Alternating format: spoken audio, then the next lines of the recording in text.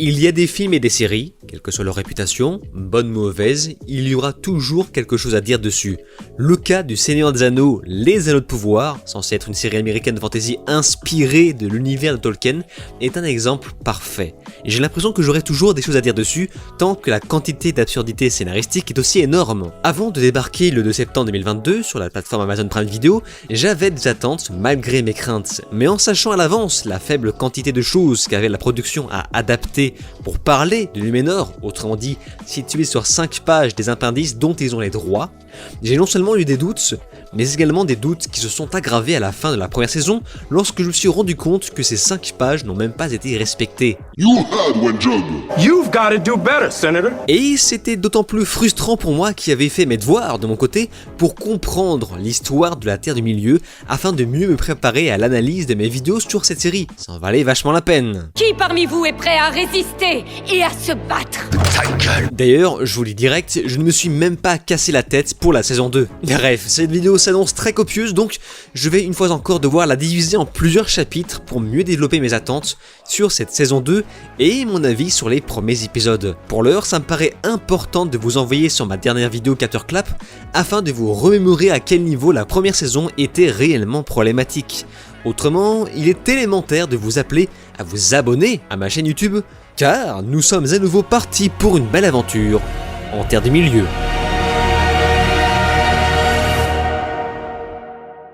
J'aimerais quand même vous parler d'un sujet concernant la VF et la VO. Pour ma part, bien tout le respect que j'ai pour les gens qui consomment uniquement des films et des séries en version française, et bien tout mon soutien que j'apporte aux doubleurs VF qui traversent une période difficile depuis l'avènement des IA, je regarde, pour ma part, quasiment tout en VO. Difficile de passer à côté d'une performance d'un acteur quand on y est après goût. Le problème, c'est que j'en ai un petit peu marre de me taper des sous-titres tout le temps, mais vraiment. C'est la raison pour laquelle je me suis récemment mise à l'anglais, et par chance, Rosetta Stone m'a généreusement proposé de collaborer avec moi pour l'élaboration de cette vidéo. En effet, Rosetta Stone ne va pas chercher bêtement à vous apprendre à traduire une langue, mais plutôt vous l'apprendre de façon immersive et intuitive à travers des images, des audios et des exercices interactifs pour que tout semble naturel.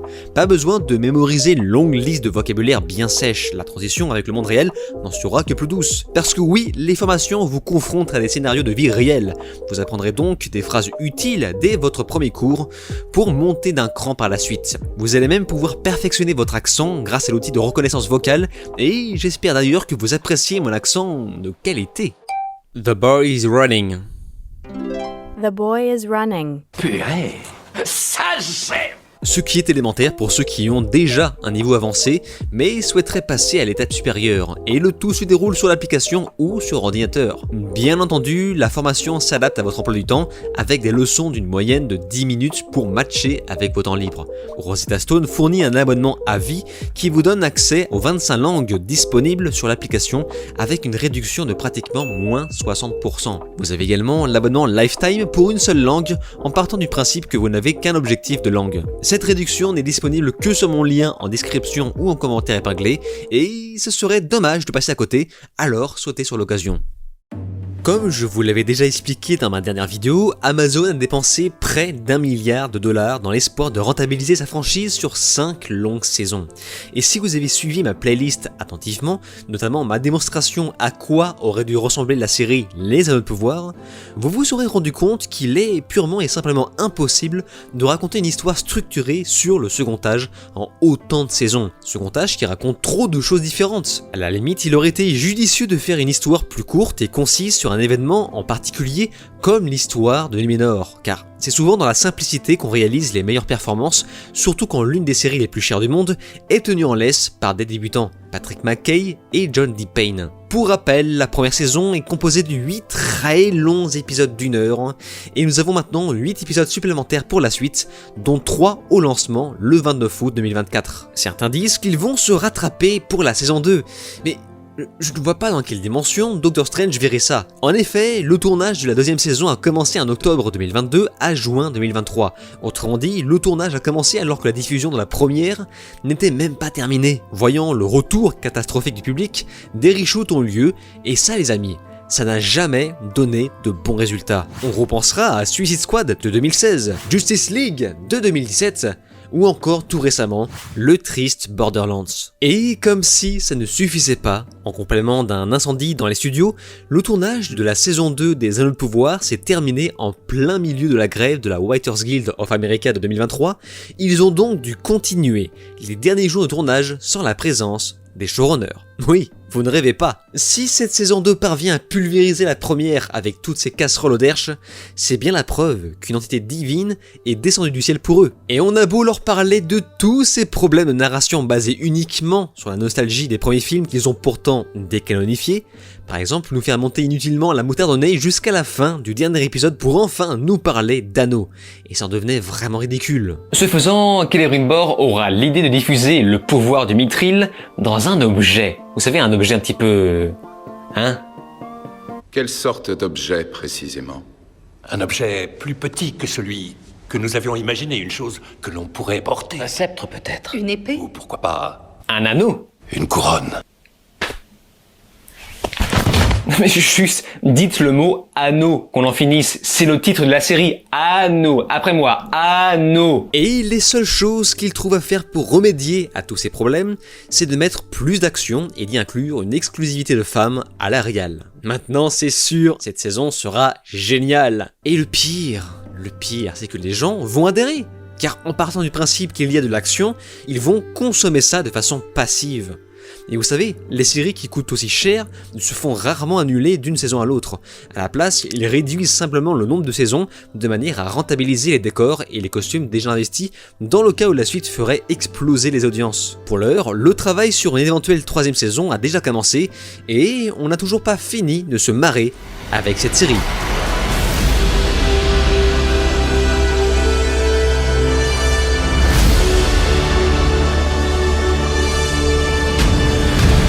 Le mal est déjà fait. Les 3 premiers anneaux de pouvoir ont déjà été forgés après le petit séjour de Sauron en Erégion. Autrement dit, l'inverse total de ce qui avait été écrit dans l'histoire originale. Ce faisant, un conflit aura lieu au sein des elfes. Elrond, lui, trouve ces anneaux dangereux, et à juste titre, tandis que Galadriel les trouve au contraire nécessaires pour la survie de la Terre du Milieu. Pendant ce temps, le mal perdure, car les anneaux suivants sont en train d'être forgés dans le plus grand des secrets.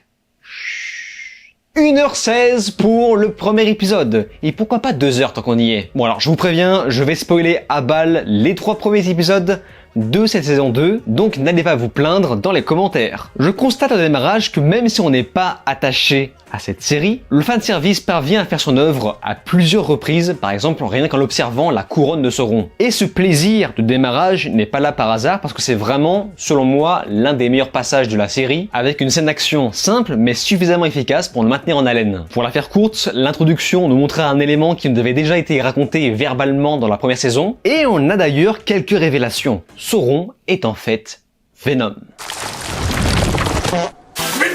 Non, sérieusement, cette introduction était vraiment la seule chose que je trouvais vraiment bonne dans cette série, et ça sentait plutôt bon pour la suite. Le problème, c'est que, je rappelle que la première saison avait aussi le droit à son introduction sensationnelle. Ils avaient vraiment mis le paquet pour nous laisser dormir sur la suite. Et là, j'ai peur de retrouver un peu la même chose sous une autre forme. Par exemple, une grande partie des éléments sensationnels qu'on trouve dans la bande-annonce sont déjà visibles lors de ces 3 premiers épisodes. Comme s'ils voulaient nous rassurer. Le nord qui se gèle, la tempête de sable, la scène du bateau ou même le pont de Khazad-dûm qui se casse. Là on pourrait croire que ça représente une bataille au sein de la montagne. Eh bien non, c'est juste un accident de travail. Mais attention, ça apporte quand même quelque chose à l'histoire. Et ça c'est cool. Comparé par exemple, vous savez, au bateau qui explose dans la première saison, c'était catastrophique. C'était juste un accident à la con. Non, là ça va pas. Alors que là, le pont qui se casse, ça raconte vraiment quelque chose. Et je crois que c'est l'une des choses qu'ils ont le plus amélioré pour cette saison, même si malheureusement, ça ne couvrira pas le reste, mais on va détailler. Commençons par les bons points. Oui, il y a quand même des bons points que j'ai notés pour ce début de saison. En commençant par une bonne nouvelle, l'arc des pieds velus n'existe plus. Il a été troqué par l'arc de Clodalf aux côtés de Nori, et vu qu'on a plus 150 personnages à mettre à l'écran, ça devient soudainement beaucoup plus simple de s'attacher aux 2 personnages et... Poppy. Non. Mais Mais comment elle a fait pour les suivre? C'est impossible! C'est impossible! Il n'y avait personne à 10 000 km à la ronde! Comment elle a fait? Là, ils ont traversé la Terre du Milieu jusqu'à l'Est à pied. Comment elle a fait? Comment elle a fait pour boire et manger en les suivant si longtemps en secret? C'est n'importe quoi. Et d'ailleurs, encore une fois, c'est là pour le plagiat. C'est là pour copier la communauté d'anneaux. Vous savez, lorsque Gandalf trouve Sam, voilà, c'était encore une fois pour faire la même chose vu que ces personnages sont des plagiats de Sam et Frodon, mais en version féminine. Donc même s'ils ont réglé le problème de dosage dans l'écriture, ce qui est déjà pas mal, ils n'ont pas réglé tout le reste. Et vous allez voir que ça, c'est juste le début. Bon, c'est con parce que j'étais censé citer les bons points. Alors, rassurez-vous, il y en a vraiment un vrai bon point. Et je vous jure que celui-là, c'est vraiment un bon point. Galadriel ne prend plus autant de place qu'avant. Et croyez-moi, je vous garantis que ça fait toute la différence. Ça change énormément de choses. Dans la première saison, t'avais vraiment envie de lui dire, mais pousse-toi un petit peu, laisse-moi voir le reste. Et waouh! Là, cette fois-ci, on ne la voit plus autant qu'avant. Elle est un peu secondaire. Putain, on respire! C'est mieux! C'est vraiment mieux! Avant, enfin là, ils ont vraiment redescendu d'une marche avec leur féminisme, mais vraiment excessif. Waouh! On respire, on voit un peu comment ça se passe chez les autres. Vraiment, on laisse plus de place aux personnages qui jadis étaient secondaires. C'est mieux! C'est vraiment mieux! D'ailleurs, Elrond a une meilleure place, il est beaucoup plus intéressant, ils ont chacun un enjeu, et ça d'ailleurs c'est un autre bon point que j'ai noté, tous les personnages ont un objectif.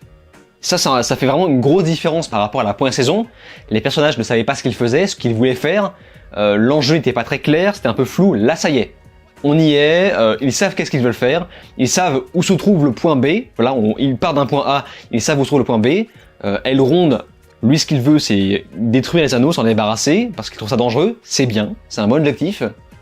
Galadriel, elle, veut les garder pour pouvoir restaurer l'arbre. Ça, c'est bien, c'est un objectif clair. Sauron, lui, forcément, il reste fidèle à lui-même, donc il veut contrôler les anneaux, donc les peuples, grâce aux anneaux. Là, ça y est, c'est clair, tout le monde a un objectif, c'est très cool. Maintenant qu'on a fait le tour sur les bons points, oui, je sais, il n'y avait que ça, on arrive au vrai problème. Les incohérences. Et je pense pas être le seul à noter. Je suis quelqu'un de très distrait, quelqu'un qui a du mal à être attentif, faut vraiment que je me concentre. C'est pour ça que quand je regarde une série, j'ai tendance à beaucoup remettre en arrière. Je ne suis pas le genre de personne avec qui c'est agréable de regarder une série parce que j'ai vraiment besoin de revenir en arrière pour bien comprendre. C'est ce que je fais de mon côté pour bien analyser les séries. Et concernant les anneaux de pouvoir, soit j'ai mal compris des trucs, soit la série n'est pas claire. Vous allez comprendre. Première chose que je ne comprends pas dans l'histoire dans sa globalité, Elrond s'enfuit, donner les anneaux à son roi, donc Gil-galad. Il y a vraiment une vraie scène, un vrai conflit entre Elrond et Galadriel. Galadriel qui la poursuit pour choper les anneaux. Lui, il veut montrer les anneaux à Gil-galad pour demander à les détruire. Et pourquoi? Parce qu'il pense que les anneaux sont manipulés par Sauron, étant donné qu'il a été au contact des minerais. Sauf que dans la première saison, on a bien vu que les anneaux qu'ils ont forgés ne s'agissait que globalement du mithril avec des cailloux colorés. Et que seul le mithril est important pour empêcher les elfes de mourir. On l'a vu, ça on l'a vu. On a vu que la feuille de chêne pouvait renaître avec le mithril à côté. Donc pourquoi ne pas faire ce que Elrond exige, donc détruire les anneaux, et d'en créer de nouveaux en convainquant les nains qui possèdent une tonne de mithril, je rappelle, largement suffisamment pour la Terre du Milieu. Et là on va me dire que ouais, mais Durin 3 il veut pas. Bah, guerre. Guerre. Guerre. Guerre. Bah oui, c'est ça la guerre. Le principe d'une guerre, c'est de se disputer une terre ou des ressources. Si le roi des nains refuse de leur filer un peu de mithril, qui, je rappelle, est important pour la Terre du Milieu en entier, d'accord? Si le roi des nains refuse, tu fais la guerre. C'est ça, c'est comme ça. C'est ça ou la mort. C'est une décision pragmatique, c'est ça. Tu refuses de me filer ce dont nous avons besoin, la Terre du Milieu dans sa globalité, tu refuses ça, et bien on fait la guerre. Voilà. C'est comme ça. Là, ils le font pas, mais c'est pas ça le problème. Le problème, c'est qu'ils nous parlent de ces 3 anneaux au début de la saison, comme si c'était leur dernière chance, la seule ressource qu'ils avaient pour survivre, pour maintenir la race des elfes en vie. Sauf que c'est un mensonge. On l'a vu dans la première saison. On a vu que le mithril suffisait pour faire partir cette infection, le Venom là. On a vu. Donc c'est un mensonge. Et on a vu surtout que le mithril pouvait se faire fondre. Donc tu fais fondre les anneaux. Et avec ça, tu récupères les joyaux dont l'utilité m'échappe complètement. Et je crois que c'est pour ça qu'ils sont flous sur la question. En fait, c'est simple. À chaque fois qu'ils n'ont pas la réponse à leur propre question, ils restent flous. Les joyaux, bah oui, c'est comme ça. C'est joli, il y a des pouvoirs. Donc soit, ils sont un peu flous. Tu fonds les anneaux, tu récupères les joyaux et tu fais de nouveaux anneaux, mais sans la présence de Sauron. Pourquoi ils ne font pas ça? Vous voulez savoir pourquoi ils ont fait ça? Ils ont fait ça pour copier une fois encore la trilogie originale. Si la trilogie de Peter Jackson n'existait pas, la série ne ressemblerait pas à ça. Ils ne savent juste pas quoi raconter, donc forcément ils copient les autres. Ils font ça juste pour reproduire l'enjeu autour des anneaux qu'ils doivent détruire. Exactement comme Frodon qui doit jeter l'anneau dans le feu pour le détruire. Là, ils ont voulu reproduire un enjeu comme ça, le fait qu'il faut détruire les 3 anneaux, chose qui n'existe pas évidemment à l'origine dans les écrits. En fait, ce qui m'énerve, c'est qu'il y a plein de solutions pour régler leurs problèmes. Il y a une tonne de solutions pour régler leurs problèmes. Une tonne. Soit tu fais fondre les anneaux, tu t'en débarrasses, et tu demandes aux nains un petit peu de mithril. Ce qu'ils font d'ailleurs dans cette série. Ils le font dans le début de saison 2. Ils arrivent à convaincre les nains, mais on y reviendra après. Tu demandes encore un peu de mithril pour refaire des anneaux, mais à leur sauce, donc non corrompus par Sauron, et basta. Ou alors, si les nains refusent, tu fais la guerre, et basta. Et d'ailleurs, ça aura donné l'occasion de créer un petit peu plus d'action, un peu d'enjeu. Il y a plein de solutions. Et sauf que là, ils nous font croire que il y a un enjeu, il n'y a plus que ces 3 anneaux. Non, mais pas du tout. Et ce n'est pas fini. Ce n'est pas du tout fini. Là, c'était juste le premier élément. Mais là, on va accumuler plein d'éléments qui ne vont pas, qui fait que ça n'a aucun sens. Là où j'ai vraiment bugué, c'est que les anneaux des elfes ont besoin d'être placés sur les doigts pour activer leur pouvoir. D'accord?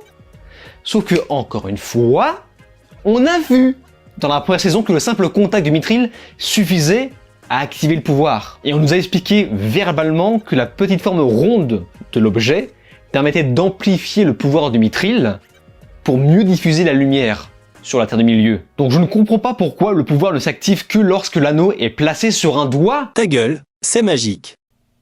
Ah, d'accord. Fallait commencer par là. Maintenant, j'aimerais revenir sur une chose qui a fait beaucoup de bruit dans la première saison, le fait que les anneaux des elfes ont été normalement forgés en dernier. Ils ont été planifiés, je crois, en l'an 500, mais ont été continués, finalisés lorsque Sauron n'était plus là, dans son dos, au moment même où les elfes ont compris qu'ils ont été dupés. Donc ils ont créé les anneaux pour ne pas être corrompus par Sauron. Sauf que là, les anneaux sont finalisés en premier et c'est l'un des plus gros problèmes de cohérence et de crédibilité qui va forcément fausser l'univers, ce qui est déjà le cas d'ailleurs. Donc on pourrait croire qu'au démarrage de la saison 2, le fait que Celebrimbor ignore encore qui est Halbrand, donc Sauron, sera en quelque sorte la pirouette scénaristique ultime pour régler ce problème. Sauf que le problème n'est pas le timing, mais plutôt la présence de ce dernier. Déjà, analysons un petit peu la forme en elle-même. Nous avons Celebrimbor qui refuse d'accueillir Sauron, donc toujours sous la forme d'Halbrand. Celebrimbor refuse d'accueillir Halbrand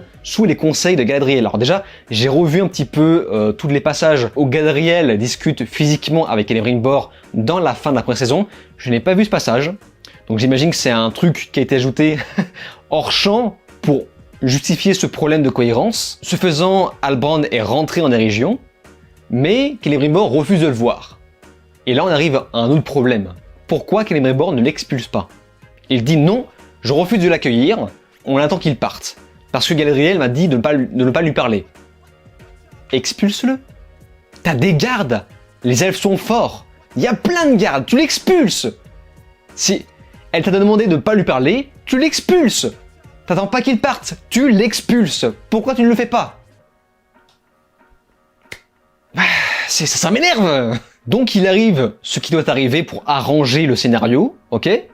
Facilité scénaristique. Et Sauron va parvenir à ses fins avec le niveau 1 de l'éloquence de Skyrim. Pour le manipuler. En gros, Celebrimbor va dire « Ah non, non, non, Galadriel m'a dit de ne pas vous parler. » Et Sauron va lui dire « Ah non, mais c'est bon, j'ai eu Galadriel, elle m'a dit que c'est bon, on peut se parler. » Mais t'es con? T'es complètement con? On a beau avoir amélioré le rythme, l'action, le dosage, le montage, on n'a pas amélioré l'écriture. Les personnages sont tous aussi débiles les uns que les autres. Et ce n'est toujours pas tout. Je vous l'ai dit, ça ne s'arrête jamais, on accumule les choses qui ne vont pas. On apprend dans ces 3 premiers épisodes que le mal continue de ronger les autres races, notamment les nains sur la montagne, et d'ailleurs je pense que c'est ça qui va en quelque sorte réveiller le Balrog qu'on utilise depuis l'an de grâce 2022. Et là il y a un truc que je ne comprends pas encore une fois.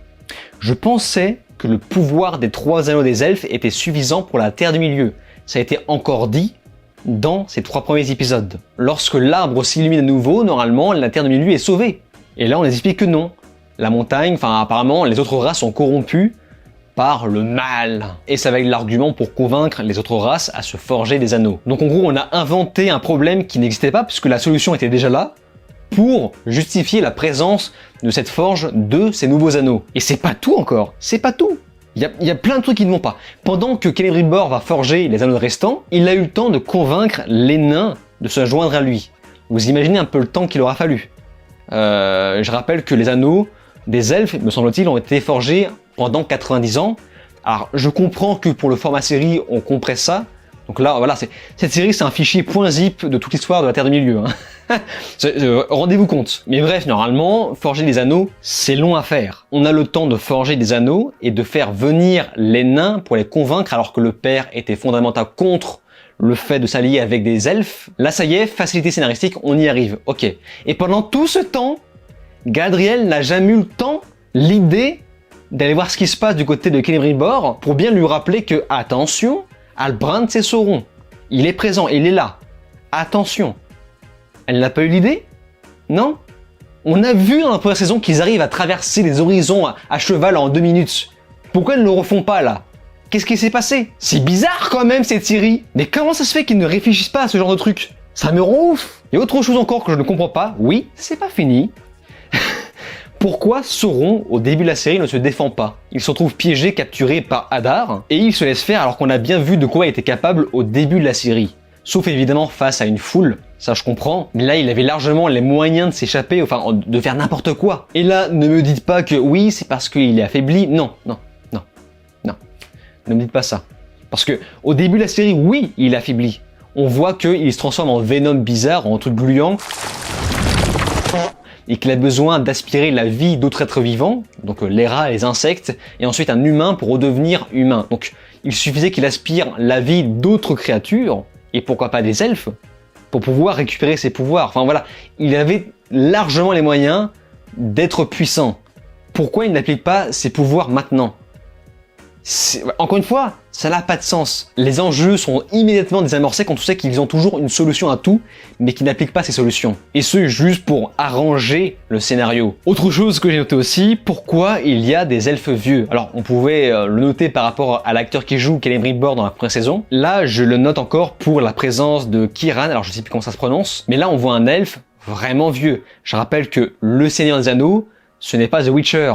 Les elfes dans The Witcher ont la capacité de vivre plus longtemps, je crois, mais il me semble qu'ils vieillissent, alors que là, dans le Seigneur des Anneaux, une fois atteint leur maturité, les elfes ne vieillissent plus et ne meurent plus. Donc pourquoi on voit des elfes vieux? J'aimerais savoir. Autrement, pour revenir à cette histoire de Galadriel, qui nous laisse un peu plus de place, oh merci, on peut observer les aventures de Sauron, qui sont pour le coup assez intéressantes à suivre, malgré les incohérences que j'ai citées juste avant, mais surtout le vrai problème avec Galadriel, c'est qu'elle était carrément trop pétée. Autre chose que j'aimerais noter par rapport à mes vidéos précédentes, c'est qu'on m'avait cassé les noix sur le fait que je disais que c'est pas cohérent, normalement Halbrand devrait s'appeler Anatar si c'est vraiment lui Sauron, et qu'on a fait ça juste pour ne pas se faire débilement spoiler. Et on m'avait tous dit « Eh non, c'est pour une question de droit, nanani, nanana ». Je suis un pourvoyeur de dons. Anatar. Voilà, niquez-vous. Et d'ailleurs, ils disent Seigneur des Anneaux, hein, comme le titre de la série. Le Seigneur des Anneaux. Autrement, je constate que les cheveux d'Arondir n'ont pas poussé d'un pet. Voilà, c'est parfait, il a réussi à conserver son magnifique dégradé avec le pouvoir du Taggle c'est magique. Voilà, c'est un magnifique dégradé comme moi, voilà, par les coiffeurs des régions, j'imagine. Et d'ailleurs, je constate qu'ils nous ont cassé les boules dans l'épisode 3 avec ce putain de cheval. Le fait qu'il faut protéger le cheval, tout ça. Bon, on sait très bien pourquoi ils ont fait ça. Ils ont fait ça pour couvrir le drama qu'il y a eu sur le cheval mort sur le tournage de la saison 1. On notera aussi un changement d'acteur du côté de Hadar. Et heureusement qu'il avait la tronche maquillée, autrement on ne l'aurait pas reconnu. Bronwyn de son côté a été tuée hors champ dans la série car l'actrice s'est barrée, étant apparemment trop investie dans son activisme. Et à ça je n'ai qu'une chose à dire, prenez-vous ça dans les dents Amazon. Prenez-vous ça dans les dents. Ça vous apprendra à ne choisir que des Instagrammeurs activistes à la place de vrais acteurs. De vrais acteurs investis dans leur rôle, qui s'imprègnent vraiment de leur rôle jusqu'au bout. Non, là vous avez pris une activiste, forcément elle se barre. Dans le premier épisode, au bout de 25 minutes à peine, premier dialogue avec Galadriel, elle chiale. L'actrice a les putains de yeux mouillés, il y en a marre, arrête de chialer. C'est insupportable, arrêtez d'avoir les yeux mouillés. T'es censé être une guerrière, arrête de chialer à chaque fois qu'une mouche pète. Et vous savez que les yeux mouillés, c'est apparemment signe d'un mauvais acting. Des acteurs qui manquent d'expérience ont souvent les yeux qui se mouillent par émotion, trac, et les showrunners ou réalisateurs n'ont jamais le courage de lui dire « Ok, on recommence, t'as les yeux mouillés, ça ne va pas ». Autrement, visuellement, rien à dire, c'est un truc de dingo, ça pue le pognon dans tous les sens. Les CGI sont vraiment utilisés avec parcimonie, il y en a plein, mais au bon moment. J'avais très peur que la réal fasse trop seconde équipe, au final pas du tout. C'est presque au niveau des premiers épisodes de la première saison. Il y a également pour l'instant plus de vie à Khazad-dûm, on voit carrément un marché, la caméra qui traverse les environs, mais pour combien de temps? Nous verrons bien. Par contre voilà, on revient sur le problème des costumes que je trouve pas ouf, notamment les costumes des orientaux, mais là ils ont vraiment des costumes à la Mad Max, c'est un peu abusé. Et d'ailleurs on se trouve dans un environnement oriental, bah là t'as des blancs, donc ils avaient l'occasion de mettre plus de diversité, nique sa race. On s'en fout. Et j'imagine que c'est parce que les orientaux, dans l'univers, sont vus comme des méchants. J'aimerais soulever le bon point dont j'ai parlé vaguement dans cette vidéo, c'est le cas du rythme. Un rythme de meilleure qualité, un montage parfait pour ce démarrage. Déjà, notons les previously, je suis pas très fan d'habitude, mais là ça marche vraiment bien. On a des previously très propres qui font un rappel sur 3 arcs distincts, ici divisés en 3 épisodes, donc ce fameux démarrage. Et c'est là, ça c'est un truc que j'adore parce que ce début de saison a vraiment été pensé pour nous présenter la saison en 3 épisodes. Ça c'est cool. Chacun de ces 3 premiers épisodes ne se concentreront que sur des petits récits pour éviter de nous gaver avec trop de personnages. De plus, ces récits vont combler un vide manquant à la fin de la première saison et ça aussi c'est cool. Donc vraiment, le gros effort a été basé là-dessus. En revanche, ça ne corrige pas les problèmes de cohérence dont je vous ai longuement parlé dans cette vidéo. Donc c'était globalement un aperçu de ce démarrage de nouvelle saison, et pour être tout à fait honnête, c'était plutôt agréable à regarder, malgré de 1 les incohérences qui ne se comptent plus, de 2 le non-respect total de l'univers. Mais en dehors de ça, on ne peut plus dire qu'il ne se passe rien, après attention, il reste encore 5 longs épisodes. Et pour l'heure, ça s'enchaîne plutôt bien, c'est divertissant, c'est rigolo à regarder. Mais hélas, plus j'avance et plus je me rends compte à quel point il était possible de créer quelque chose de grandiose avec l'or qu'ils avaient entre les mains, au même titre que Disney avec Star Wars. C'est vraiment ça. Pour moi, les Anneaux de pouvoir, c'est complètement comparable avec ce que Disney fait de Star Wars. Parce que ce début de saison 2 a une belle forme, mais une très mauvaise base. Une base très instable. La prélogie Star Wars avait une forme magnifique, c'était visuellement très beau et des plans incroyables. Par contre, sur le fond, c'était catastrophique, c'était bourré d'incohérences. Et on ne parle même pas de l'épisode 9. Là, c'est exactement pareil. C'est exactement pareil. Donc voilà, je crois que c'est le triste sort accordé aux reprises de franchises de pop culture, mais évidemment je sais que tout le monde ne partage pas mon avis, c'est pourquoi je vous invite à me faire part du vôtre dans les commentaires. Peut-être que je vous mentionnerai dans une vidéo suivante, forcément j'en ferai une, donc n'hésitez pas à vous lâcher en bas dans les commentaires, avec tous les liens dans la description et en commentaire épinglé, notamment le lien vous ramenant à la réduction de Rosetta Stone. Et c'est donc sur ces mots qu'on se laisse, n'oubliez pas de vous abonner à ma chaîne YouTube, je vous dis alors ciao et à la prochaine.